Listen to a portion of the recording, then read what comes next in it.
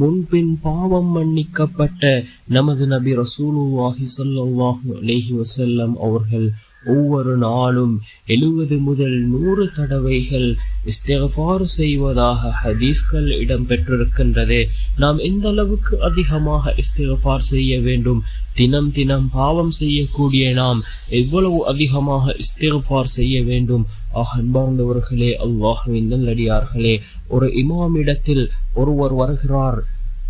அதாவது அவர் ஒரு விதமான பிரச்சனையோடு வந்து அந்த இமாமிடத்திலே தீர்வை கேட்கிறார்.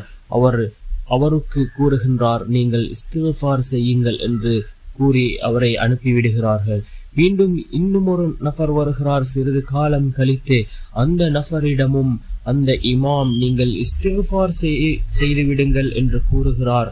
அது வேறு விதமான பிரச்சனையாக இருந்து கொண்டிருக்கின்றதே, அதற்கும் நீங்கள் இஸ்திக்ஃபார் செய்யுங்கள் என்று அந்த இமாம் அந்த மனிதரிடம் கூறுகிறார்.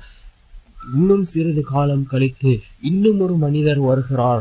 அவர் வேறு விதமான பிரச்சனைகளுடன் வருகிறார். அவருக்கும் நீங்கள் இஸ்திக்ஃபார் செய்யுங்கள் என்று அந்த இமாம் கூறி அனுப்புகிறார்கள்.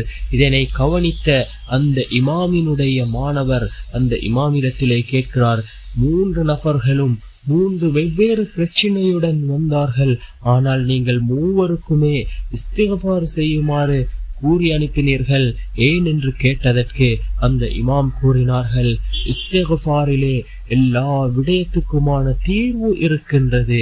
நாம் இஸ்திக்ஃபாரை கூறுவதன் மூலமாக அல்லாஹ் நம்முடைய எல்லா பிரச்சனைகளையும் நீக்குகின்றான் என்று அந்த இமாம் அந்த மாணவருக்கு கற்றுக் கொடுத்தார்கள். அன்பார்ந்தவர்களே, அல்லாஹ்வின் நல்லடியார்களே, எந்த விடயமாக இருந்தாலும் சரி, நாம் இஸ்திக்ஃபார் செய்தால் அந்த விடயத்திலே அல்லாஹ் நமக்கு வெற்றியை தருவான். அன்பார்ந்தவர்களே, அல்லாஹ்வின் நல்லடியார்களே, ஏராளமான இஸ்திக்ஃபார் இருக்கின்றது. அதிலே நாம் அதிகமாக இந்த இஸ்திக்ஃபாரை செய்வோம். குறைந்தது ஒவ்வொரு நாளும் 1000 தடவையாவது இதனை நாம் ஓதுவோம். அஸ்தக்ஃபிருல்லாஹல் அலீம், அஸ்தக்ஃபிருல்லாஹல் அலீம், அஸ்தக்ஃபிருல்லாஹல் அலீம் என்ற இந்த இஸ்திக்ஃபாரை குறைந்தது 1000 தடவையாவது ஒவ்வொரு நாளும் ஓதுவோம். இந்த இஸ்திக்ஃபாரின் மூலமாக அல்லாஹ் ஜல்ல சுப்ஹானஹு வ தஆலா நம்முடைய மறைமுகமான தேவைகளை அல்லாஹ் பூர்த்தி செய்து தருகின்றான். வாழ்க்கையில் உள்ள கவலைகள், கஷ்டங்களை அல்லாஹ் நீக்குகின்றான். இந்த இஸ்திக்ஃபாரின் மூலமாக அல்லாஹ் நிம்மதியான சந்தோஷமான வாழ்க்கையை நமக்கு வழங்குகின்றான்.